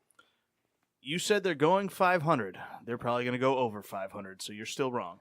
I'll gladly be wrong in this scenario. Sarah Mox says Texas Rangers, thumbs But down. but no, White Sox fan, feel it. We got a Mets fan at the table. We know what you're talking about. the Phillies really are turning heads this year. I mean, the Nationals coming in were supposed to, you know, run away with the division again, and they're not by any means. They're a game under 500. You know, Because Bryce Harper's not playing that great this year. He's not. I did get to see Tanner He's got Rourke. some. He's doing Hit a really well triple. power wise and plate vision, but in terms of putting the ball in play, he's not. I mean, his average isn't that great. I mean, he's hitting. He's got good home run numbers, and like we were talking about it when we were at the Phillies game, he's got good, like strikeout percent, or strikeout percentage. Everything is a little but high. hits. Yeah, his strikeout percentage is a little high, but his walk percentage is at the top, and It's a tough thing to look at strikeout percentage in the MLB now because everybody strikes out a lot. no, I know, but You know- I'm just saying. But like when you look at it as like a potential like face of the MLB, Yeah. it's a little high. Oh yeah. His walk percentage, though, is near the top. I mean, he's got good home run numbers. It's just in terms of getting quality hits in the field of play, he's just not doing it so far this year. But, I mean, I just don't think the Nationals are a good fit for him. I think he's going to be one of those guys that when he goes to a new team, he is going to reignite and set the world on fire again. I think he needs another, I don't want to say like elite bat, but another good batter either before him or behind him to open him up a little bit. Well, it's interesting. I think Kyle could speak on this even more than any of us. I feel like he has shifted in the lineup many different times. Like, oh, let's try him as a three spot. Oh, let's lead him off now. No, maybe he's a 4. Maybe he's a 5. And I feel like he kind of He's a 2. In baseball today, your best hitter is batting 2. It's shifted, and this was just the last couple years. Yeah. Where, you have like your power batting second. Judge bats second, Harper bats second, Stanton batted second last year for the It's definitely shifted than just the number 4 guy batting second. The thing with Bryce this year, in my opinion, is because their team it's way different than it was last year. One, their pitching sucks this year. Yeah. Besides Scherzer, you have Strasburg on the DL. Again. But the other 4 aren't He should doing be a it. Met. The amount of times he's hurt. So my opinion is that all he's doing is swinging for the fence because he feels like he has to. I agree. But that's what I mean. He's like the only, to me at least. I mean, I know like Eaton's pretty good. They have other good players, but to me, Harper's like the only real threat. I don't think there's anyone else on that team that pitchers look at and they're like, oh, we got to watch out for this guy. Because like Daniel Murphy's batting 200. Zimmerman's not in the lineup. Rendon is good. He hit a really far home run when we were there. He did. He's the only one that's proven anything so far. But you had like Juan Soto's still very young. He wasn't even a top 10 prospect for them. He just caught the world by storm, and now he's coming back down to earth. If you're 19, you're very easy to figure out. You pitch him inside, you're gonna jam every time because it swings so long. I just feel like the Nationals don't have what it takes this year. I think the Braves are young and hungry. The Phillies are young and hungry, and they both have better pitching staff than the Nationals. That's why I think they're going to fight it out. Minus the bullpen for the Phils. Yeah, hopefully we fix that. But we got Nishik back, though. Mejia is going to be eligible coming back. Yeah? Yeah, he is actually. 2019. So if you want to wait, Henry Mejia's available. I do think, I mean, after watching how the season's gone out, and I know I broke Kyle's balls a lot about the Phillies, I think they're going to make the playoffs. I think they still obviously need more pieces. You just said bullpen-wise, and so that I don't know if they'll make a lot of noise, but I think they can rattle a couple, a team early, whether they have to, play in the wild card game or whatnot. I think they can rattle somebody, whoever they end up having to play. Yeah. Well, it's early yet. You wait for the Mets to come storming back. You're going to have a strong August. He's like 15 and a half games out, man. Yeah, it's typical. It's typical. Do you think the Mets should start, like blow it up and... No, No? I don't think so. I mean, you look at it, DeGrom, our best player, Syndergaard, second to best player. Then what do they need to do? Get younger on offense. Well, the thing is, we got to stop signing people who can only hit home runs. I mean, great Bautista is playing well. We'll say he's playing well. He's not outstanding. He's batting I just saw the number recently. It's like 237, something like that. But, I mean, do you want Bautista? He's 30, whatever, playing third base. Like, Is he really? He's playing third He's for the playing Mets? third base. See, Let him catch. the problem with the Mets is he kind of goes around though because he he's played not- right field that game that we watched against the Phillies when they hit the walk off. Yeah, That one he was playing right in that one, and then another game we watched he played left. He's played third. He's just kind of because of the age, but I mean he's still got the bat speed. He's just just got to get back into the swing of things. It just we have the young guys, we have the Confortos, we have Wilmer Flores and all that. It's just like the signing of Adrian Gonzalez was still incredible to me. It's like, why did that happen? And sure enough, they cut him. But that's right. Do you think that they should move? Maybe not blow up the team, but move either DeGrom or Syndergaard, or Zach Wheeler, maybe to get more young bats. Wheeler, I'd move.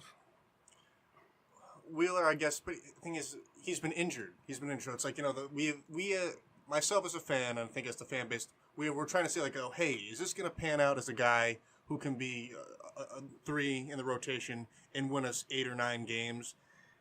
And I don't want to give that up yet. See, the Mets have to get younger offensively because right now they're not going to do anything in like 3 or 4 years with that lineup. That's what I mean. That's why I'm asking him if one of those top end. It's hard to trade those guys. It's hard to find those guys. I think the team can hit. You look at the lineup; it is a team of home run hitters, but you get a healthy lineup. We're just talking about Frazier being on the DL for an extended period of time for the first time since joining the Mets. It's like a curse. They need a training staff. That's what we need. We don't need Really? a player. We need people who can teach these guys how to stretch. But there's something happening there because these guys are always hurt. So that there's got to be something going on in their medical facility. I don't know. Maybe it's some Maybe they have the same medical team as the Bears. Probably the same. Oh, that hurts here. Put maple syrup on it. That'll make it feel better. Yeah. It's not real. Because think about it. Explains the hammy. Syndergaard's been out for how long because of his finger hurts? It's ridiculous.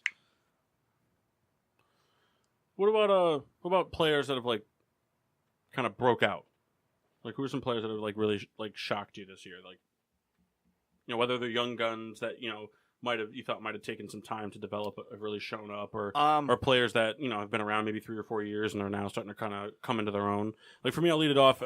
It's biased, but it's because I get the notifications and I see it. We all know here baseball's my weakest point, but for me, I feel like every week I see at least 1 or 2 highlights about Yolmer Sanchez from the White Sox. I feel like this year he's finally he's coming into his own. He's really making himself a case for whether it's trade value, if arbitration becomes a thing. I don't know how old he is, but that type of deal. But even if we're staying with the White Sox, he's kind of proving that he wants to be on this team and he's playing well. He's hitting some bomb home runs for a little guy, and every time, like I said, once a week, I'm seeing some must-watch video, and it's Yolmer Sanchez makes diving play at warning track, or Yolmer Sanchez makes diving snatch, in the infield for the final out, or something like that. He's kind of coming to fruition this year. What do you think, Pat? Who's surprising you this year? I would probably go with Didi, only because same thing with Paul. I get the notification sent straight to my phone just for the Yankees. Seems like he's been coming around to get a notification probably once a week, something he's doing, filling that shortstop role. All right, go ahead, Kyle. You can go. Well, I have 2. So you do one, then Kyle will do one, and then you can do one. I and guarantee you don't have the same one. My first one, which hurts to say because he's a Red Sox, but Mookie Betts. Fuck. I think this year has fully come into his own. He's been good his short career so far, but this season he's just unbelievable. Again, small guy, somehow hits with unbelievable power for his size. He's a likable guy. Please leave Boston so I can support you. Mine is Jesus Aguilar from Milwaukee Brewers. This guy came into this one year. seat in the Derby. Yep, he came into this year as a backup first baseman because they were planning on having Ryan Braun be the first baseman. That guy's still playing. Yeah, fuck that guy. Because of the signings of Kane and Yelich. With injuries, Aguilar came to first. He's now the NL leader in home runs with 24. He gets a big hit almost every night. They were getting no hit by the Cardinals, and he hit a home run to break the no-hitter and tie the game. In the 9th inning, he walked it off. He's showing that he can. Speaking about the Cardinals, manager fired. Yeah, which I don't agree with. What's their record right now? They're like 48 and 45. Like around 500. Yeah. The team's not that good, but anyways, I just feel like he's really taken the league by storm. Like he's really broken out. Now he's an all-star. He won the final vote. It's just now he's this main centerpiece for the Brewers. My other player is Gleyber Torres on the Yankees. That was going to be my other. Yeah, we knew this kid was going to be good, but then last season, he was the guy last year that had the Tommy John, right? So now, any player really coming back from that, you don't know what you're going to get.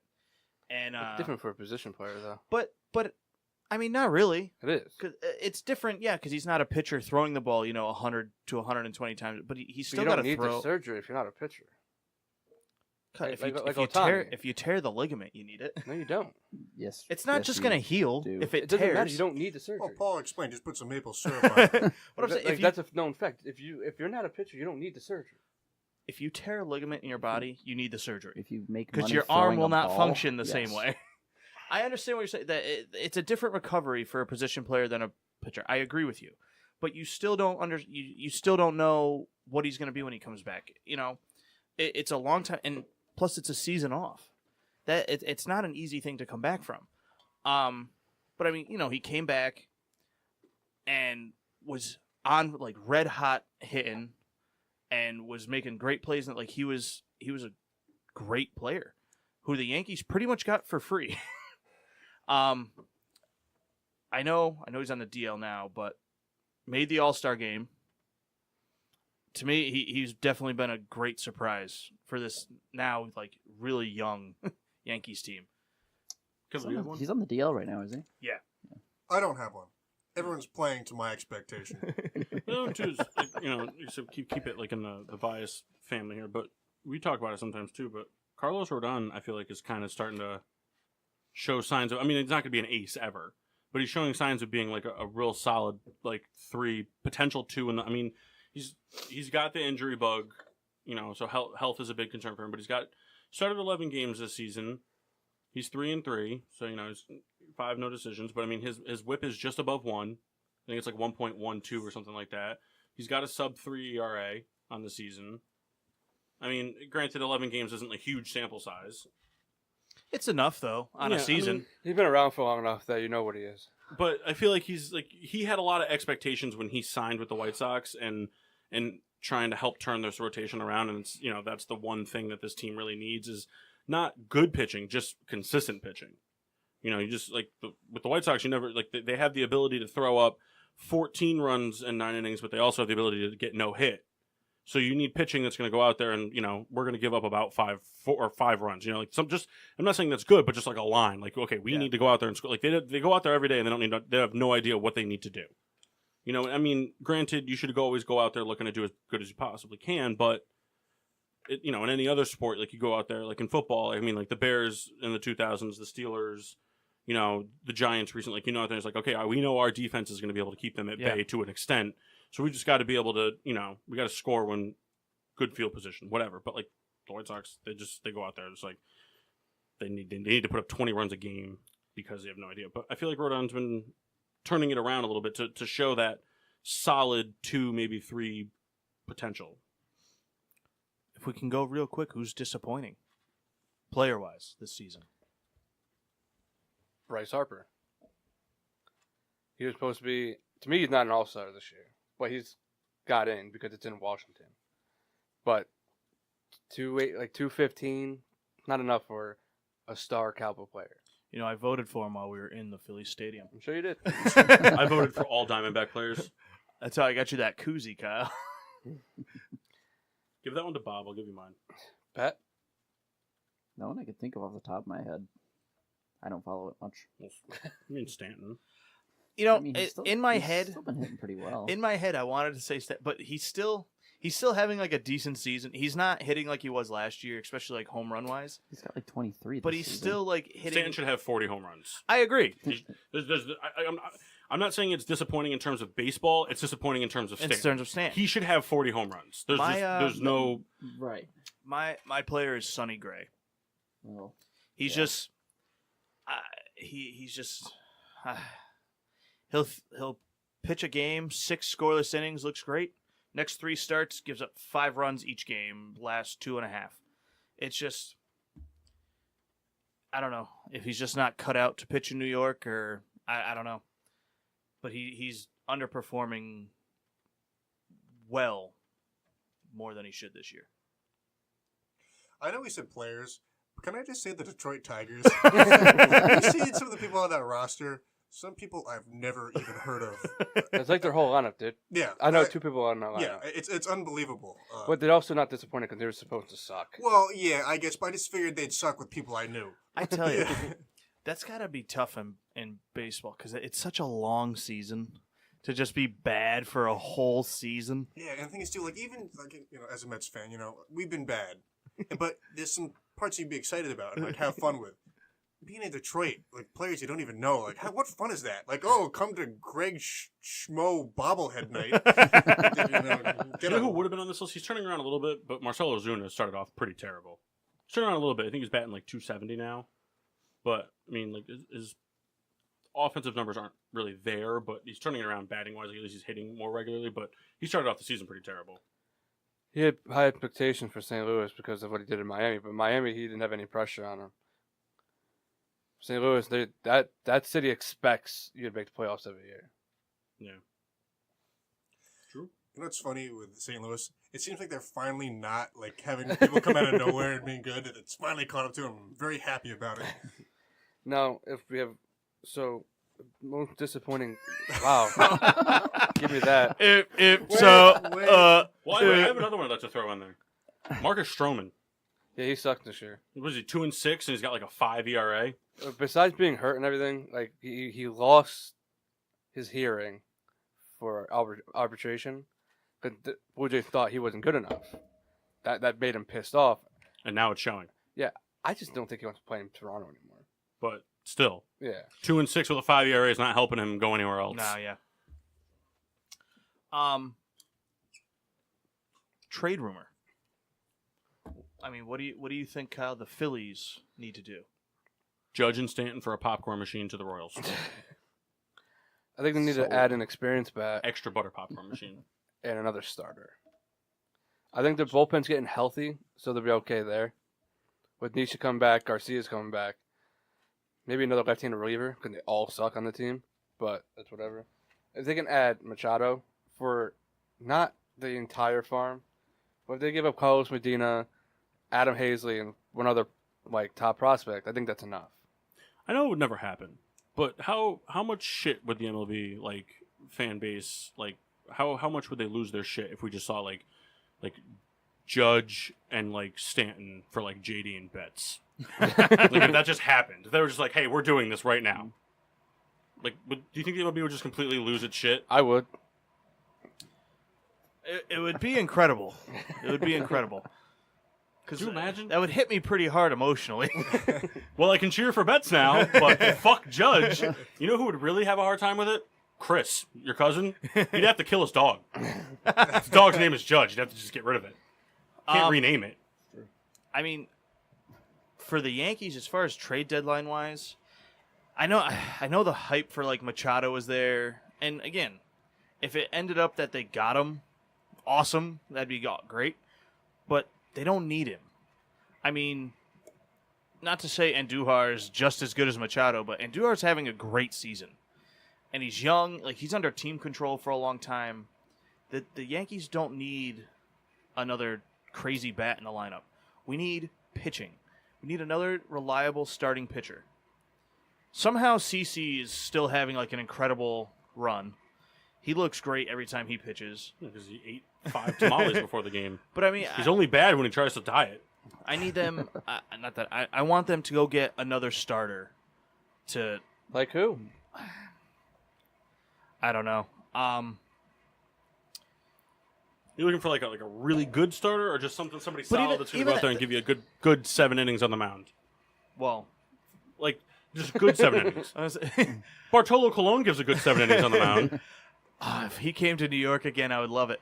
But I mean, no, I don't think they need to go out and get one of the top targets starter wise. I just think they need guys that can just keep them in games. Like I said, Sonny Gray at times comes in and gives up 5 runs in 3 innings, and that's a tough hill to climb out of that early. I just think they need to get reliable guys on the mound to just put up The name that's flown around in New York is Michael Fulmer. I was trying to think of his name and I couldn't think of it. That's their main target. Him, even like J.A. Happ. I think Happ is still good. You can But have him. I think he's still good. He's not going to come into New York to be the number 1. No, but I know what he is. He was in Philly for a while. But that's what I mean. Like, I don't 4. I don't think they need, and I said it even before the season, they didn't have to go out and sign one of the big name You traded starters. him for 100 pence. I wanted the Yankees to sign Arrieta. He didn't end up getting a ton of money, but I didn't think they needed to go out and spend number 1 starter money on a guy because of the lineup they have.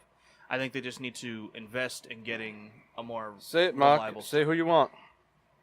I would like Fulmer. That's not what I'm asking.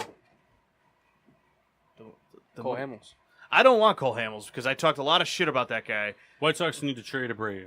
It's Cole Hamlace. They need to do it now according while to he's Kyle. still got 35. They need to do it while they got the stock. While the stock's still I high. think that's going to happen. I do think he gets too. traded to Colorado.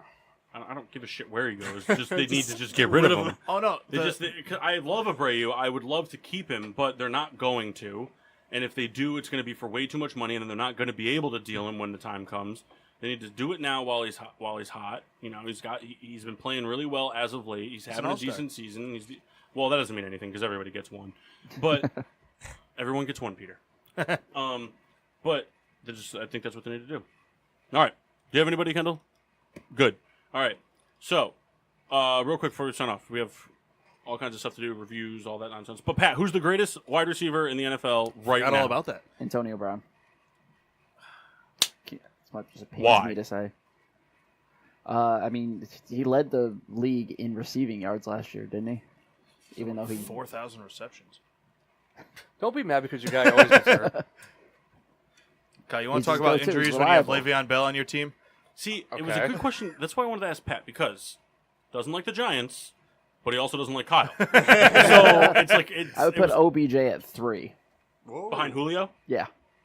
See, Julio doesn't even make my top 3. He doesn't. I'm sorry. Talent-wise, he's good, but production. No. I'm sorry. Granted, yeah, everybody has fluke seasons. I get that, but to be considered the number 1 receiver and not catch a touchdown until week 12?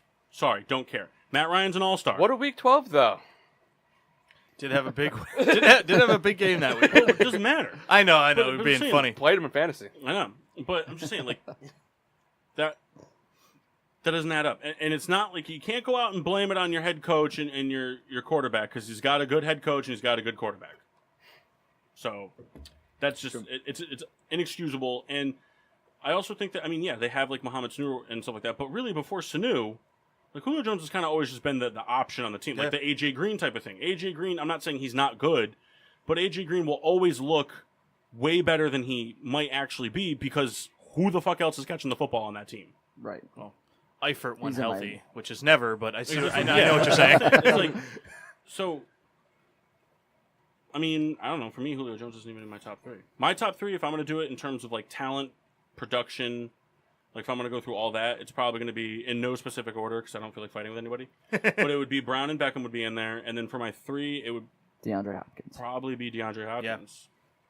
With Keenan Allen probably closing in at 4. The only reason I think Keenan Allen would be in there if he had been healthy his whole so far in his career.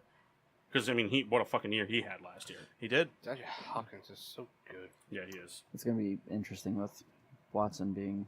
Oh yeah, DeAndre Hopkins. There's that. We're not going to have to listen to Mock or Kyle argue because it's going to be DeAndre Hopkins when we do this podcast after football. 100%. Radio show. What about Amari Cooper, huh? No. About guys that really fucked me last year. Yeah.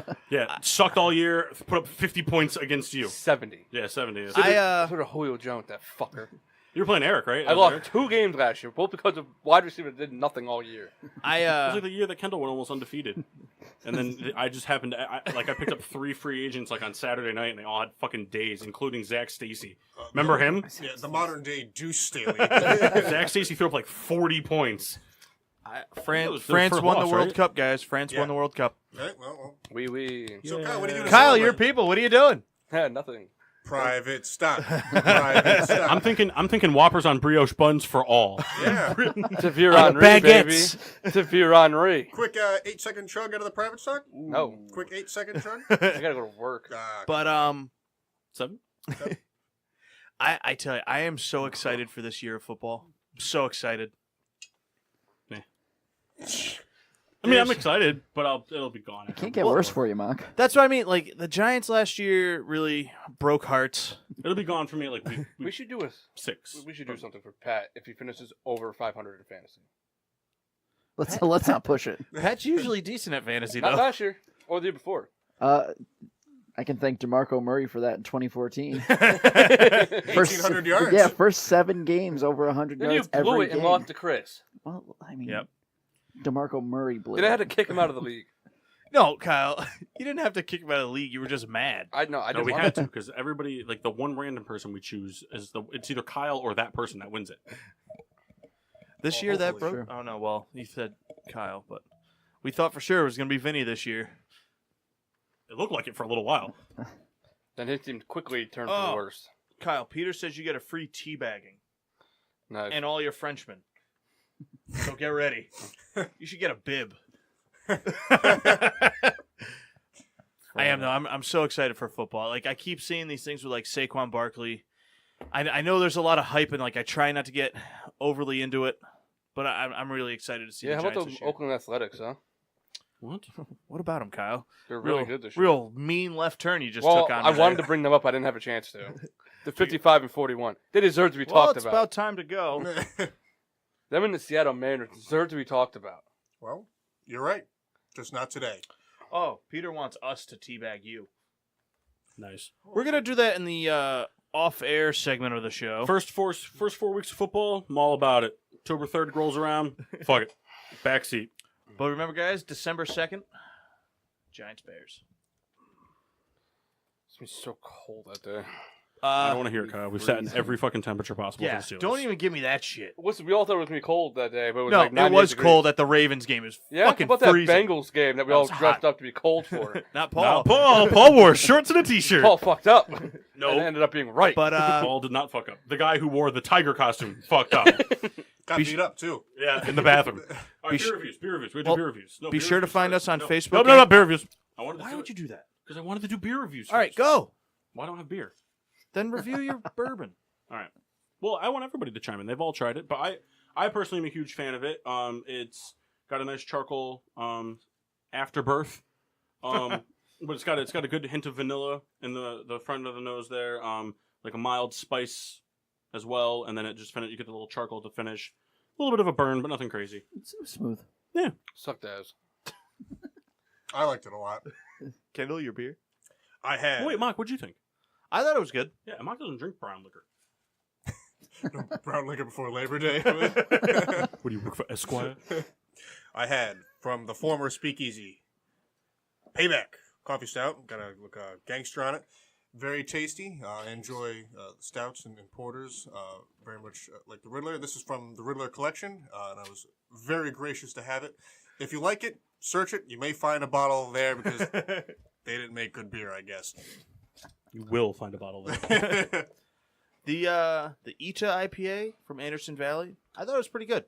Not overly hoppy. It was a nice, drinkable Was it bitter? IPA. It was bitter, but I mean, for 7.5%, it wasn't that bad. Nice. You know, Sauce? I had the Goose Summer Lager. It was good. Had it before, so I can't really do anything great about it. Okay. Redwood? Guinness. Staple. Proud of my ancestors. It's the staple. Kyle, we're going to have to go out this week. Everyone has to search. We have to find French beer for Kyle. Ooh. If So we can't find French beer, so you you're gotta drinking drink... wine next week. Yeah, so if we can't It's find a French flavored. beer, he's got to drink cognac, wine, and champagne mixed. That'll be his private stock. That sounds Some like you Henny. figured it out. Some Hennies. We'll float some Moet on top and just a nice dash. Just a nice, beautiful little dash of some Bordeaux. Ooh. That color will be very gross. And then a nice bottle of Hypnotic for dessert. Oh man. All right, Machine. Be sure to find us on Facebook and Instagram at Getting Sports with Drunk.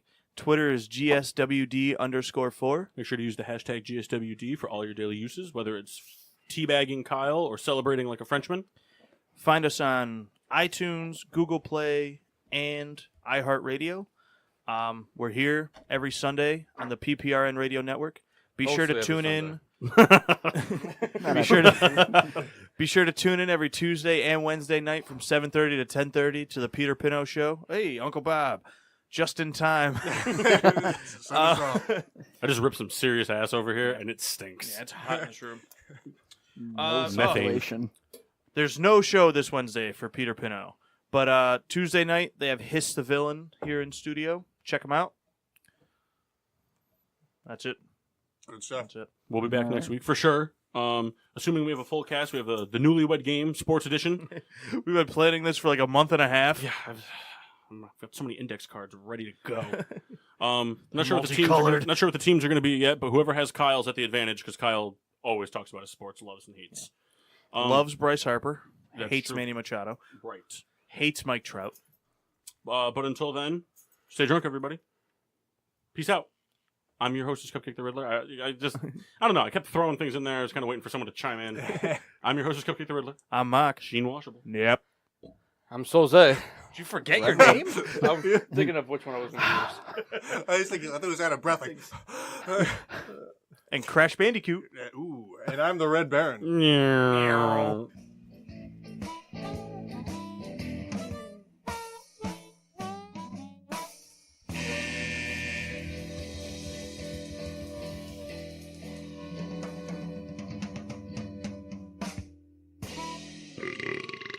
Yeah.